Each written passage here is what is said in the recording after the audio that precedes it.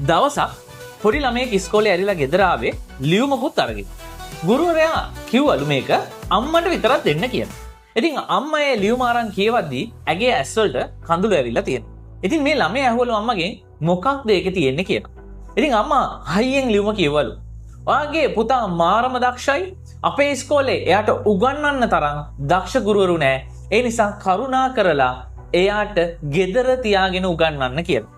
එදා ඉඳන් එයා ඉගෙන ගත්තේ අම්මගෙන්.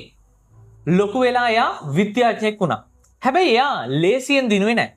එයා එක පරීක්ෂණයක් කරන්න ගිහිල්ලා දහස් වතාවක් නෙවෙයි දසදහස් වතාවක් ෆේල් වුණා. හැමෝම කිව්වා දැන්වත් නවත්තන්න ඔයාට ඕක කරන්න බැහැ කියලා. ඒත් එයා කිව්වේ මම ෆේල් වුණේ නැහැ. මම වැඩ කරන්නේ නැති ක්‍රම 10000ක් හොයාගත්තා කියලා.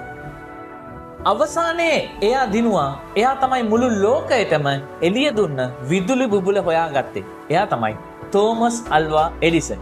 හැබැයි කතාව එතනින් ඉවර නැහැ. එයාගේ අම්මා නැති වුණා දවසක එයාට පොඩි කාලේ ගුරුවරයා එපු අර ලියුම ආයෙත් හම්බුණා. එදා අම්මා බොරුවට ඒ කියවපු ලියුමේ ඇත්තටම තිබුණේ මෙන්න මෙහෙමයි. ඔයාගේ ළමයා මන්දබුද්ධිකයි. එයාට උගන්වන්න අපිට බෑ. එයාව ආයේ ඉස්කෝලේ එවන්න එපා කියලා. එදා අම්මා ඒ ලියුම දැකලා අතහැරියානම් අද මුළු ලෝකෙම කළුවරේ. ඔයා ගැන අනිත් අය හිතන දේ අදාළ නැහැ. වැදගත් වෙන්නේ ඔයා ගැන හිතන දේ විතරයි. ඔයාගේ අම්මා වෙනුවෙන් මේක ෂෙයා